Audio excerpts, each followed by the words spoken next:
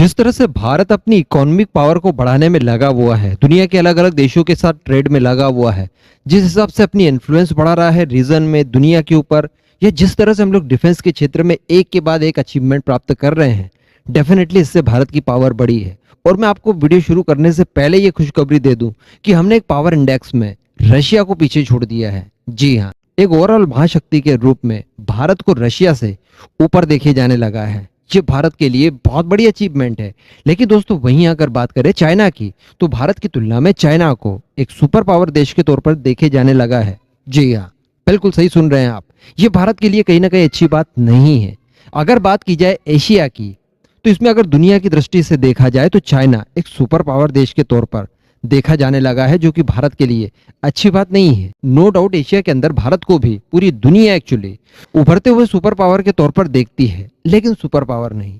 ये भारत के लिए चिंता का विषय है, यानी यहाँ पर अभी और काम करना हमें बाकी है।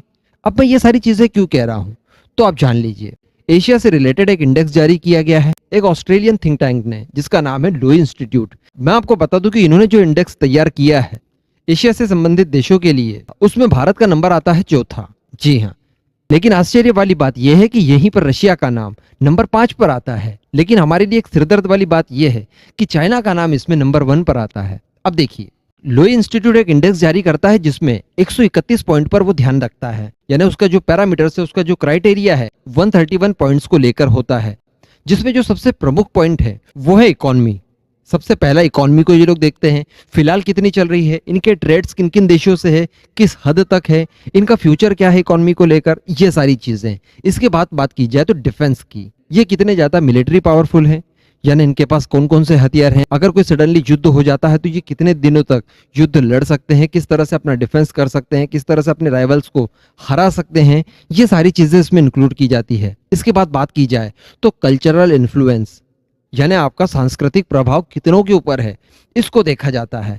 इसके बाद के पॉइंट की अगर बात की जाए तो वो है डिप्लोमेटिक इन्फ्लुएंस, यानी डिप्लोमेटिकली कितने देश दुनिया के आपके अंडर में हैं, कितने देशों के ऊपर आपका इन्फ्लुएंस है, प्रभाव है, इन सबको भी देखा जाता है। इसी के साथ साथ जो सबसे बड़ी चीज होती है वो है फ्यूचर रिसोर्सेस, यानी भविष्य में आप क्या क्या कर सकते हैं, किन किन चीजों की पॉसिबिलिटीज है आपके देश के साथ, इन सब चीजों को इंक्लूड किया जाता है। तो इसमें भारत की रैंकिंग है नंबर 4 की। देखिए, यहाँ पर ये लोग बता रहे हैं कि चाइना की रैंकिंग पहले की तुलना में काफी गिरी है, क्योंकि कोविड पेंडेमिक के बाद में इनका इन्फ्लुएंस घटा है। जी हाँ, रीजन की बात करें या फिर वर्ल्ड वाइड बात करें तो दुनिया के कई देश इनके इन्फ्लुएंस से बाहर हो चुके हैं। अब दुनिया के मैक्सिमम देश, खासकर जो चाइना के ढेर सारे पड़ोसी हैं, वो सारे इनसिक्योर है चाइना की वजह से, क्योंकि चाइना का विस्तारवाद सभी देशों के लिए खतरनाक है। इस वजह से चाइना का इन्फ्लुएंस भी घटा है। इसी के साथ साथ व्यापार की बात की जाए तो वो सारी चीजें भी घटी है। डिप्लोमेटिकली भी चाइना बहुत ज्यादा आइसोलेट हुआ है, जिसमें भारत और अमेरिका का बहुत बड़ा योगदान है। अभी वहीं भारत की अगर बात कर ली जाए तो भारत डिप्लोमेटिकली बहुत ज्यादा पॉपुलर हुआ है, इन्फ्लुएंस हमारा बहुत बड़ा है। दुनिया के वो देश जो किसी जमाने में हमारे राइवल्स हुआ करते थे, वो भी आज भारत से इन्फ्लुएंस है। भारत का ट्रेड बढ़ रहा है, भारत की इकोनॉमी लगातार बढ़ रही है, भारत का डिफेंस पावर बढ़ रहा है।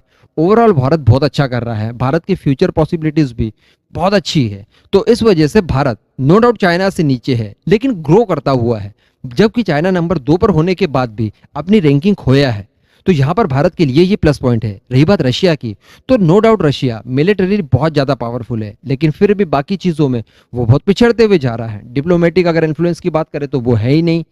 अगर बात की जाए इकोनॉमी की, तो वो तो बहुत ज्यादा नीचे गिर चुकी है, इसलिए रशिया का नंबर भारत से नीचे आता है। लेकिन वही मैं आपको बता दूं कि जापान भारत से ऊपर आता है। आप यहाँ पर ये भी सोच रहे होंगे कि नंबर 1 पर कौन है, तो मैं आपको बता दूं कि यहाँ पर नंबर 1 पर रखा गया है अमेरिका को। देखिए, अमेरिका एशिया का देश नहीं है, लेकिन फिर भी अगर कोई बड़ा कॉन्फ्लिक्ट हो जाता है एशिया के अंदर, तो उसमें अमेरिका की भागीदारी बहुत ज्यादा होगी। और अमेरिका एशिया में कितना ज्यादा ताकतवर है, उसकी कितनी ज्यादा इन्फ्लुएंस है यहाँ पर, उसकी इकोनॉमिक ट्रेड्स वगैरह यहाँ पर कितने हैं, एशिया में उसकी मिलिट्री इंस्टॉलेशन क्या क्या है, उनकी कितनी पावर है, इस हिसाब से अमेरिका इस इंडेक्स में आता है नंबर 1 पर। अगर इस इंडेक्स की बात की जाए तो टॉप 10 कंट्रीज में मैं आपको बता दूं नंबर 1 पर है यूएस, फिर चाइना, फिर जापान, फिर इंडिया, फिर रशिया, फिर ऑस्ट्रेलिया, फिर साउथ कोरिया, सिंगापुर, इंडोनेशिया और फिर थाईलैंड। यानी पाकिस्तान का जो नंबर है वो थाईलैंड से भी नीचे आता है। तो आप ये कह सकते हैं कि भारत एशिया की एक उभरती हुई महाशक्ति है। आने वाले समय में हमें हमारे प्रयासों को इसी तरह से जारी रखने के साथ साथ इनकी स्पीड बढ़ानी होगी, ताकि एशिया के सुपर पावर देश हम लोग बहुत जल्दी बन जाए। चाइना को रिप्लेस करना भारत के लिए हर हाल में जरूरी है।